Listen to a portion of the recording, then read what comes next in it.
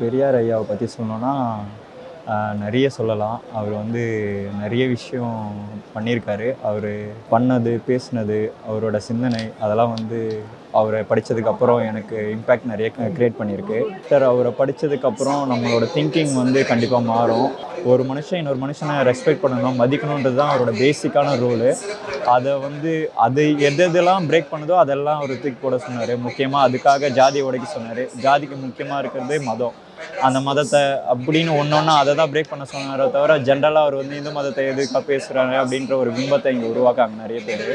அது கிடையாது.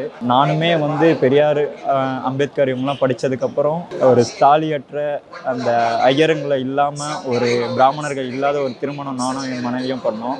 கிட்டத்தட்ட நாங்கள் 2 பேருமே பெரியாரோட கொள்கையை ஏற்று, அவங்க இஸ்லாமியர், நான் ஒரு இந்து. நாங்கள் ஜாதியை தாண்டி மதத்தை தாண்டி திருமணம் பண்ணோம்.